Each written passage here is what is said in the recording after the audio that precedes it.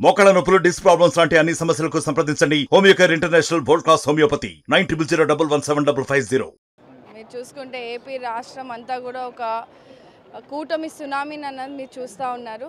ప్రజల పరిపాలన సరిగా లేకపోతే, ప్రజల పక్షాన ఏ గవర్నమెంట్ నిల్చోకపోతే కుప్పకూలిపోయే పరిస్థితి ఖచ్చితంగా ఉంటుంది. ప్రజలు బుద్ధి చెప్పే సమయం కూడా ఆసన్నమైందని మేము 5 ఏళ్ళుగా చెప్తా ఉన్నాము. ఖచ్చితంగా ఇప్పుడు రానున్నది మంచి ఆంధ్రప్రదేశ్ని తయారు చేసుకునే పరిస్థితి ఇప్పుడు మన ముఖ్యమంత్రి నారా చంద్రబాబు నాయుడు గారు ఒక విజనరీ లీడర్ చేతిలో ఇవాళ మన రాష్ట్రం ఉందని కూడా చాలామంది సామాన్య ప్రజలు కూడా హర్షం వ్యక్తం చేస్తూ ఉన్నారు. మాలాంటి యువతకు, ముఖ్యంగా దళిత బిడ్డలైనటువంటి నాకు, మహిళలైనటువంటి నాకు ఇంతటి అవకాశం ఇచ్చినారు. డెఫినెట్గా ఆంధ్రప్రదేశ్ రాష్ట్ర డెవలప్మెంట్ కోసం మేమంతా కూడా పనిచేస్తాం. మేడం, అంటే కొత్తగా ఎమ్మెల్యేకి ఎన్నికవుతున్నారు, ఉమ్మడి అనంతపురంలో క్లీన్ స్వీప్ చేశారు, ఎలా అనిపిస్తుంది మేడం? ముందు నుంచి కూడా అనంతపురం జిల్లా అంటే తెలుగుదేశానికి కంచుకోట అండి. ఆ కంచుకోటని మేము మళ్ళీ తిరగరాసాము.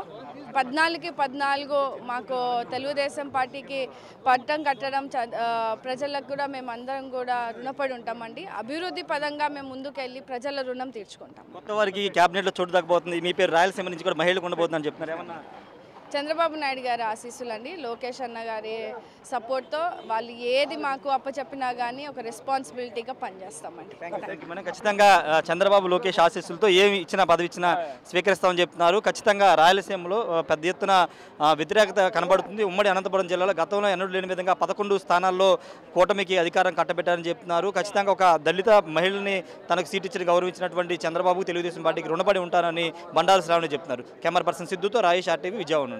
మరిన్ని వీడియోస్ కోసం ఛానల్ ని సబ్స్క్రైబ్ చేయండి. లేటెస్ట్ అప్డేట్స్ కోసం వాట్సాప్ ఛానల్ ని ఫాలో చేయండి. అండ్ లింక్ డిస్క్రిప్షన్ లో ఉంది.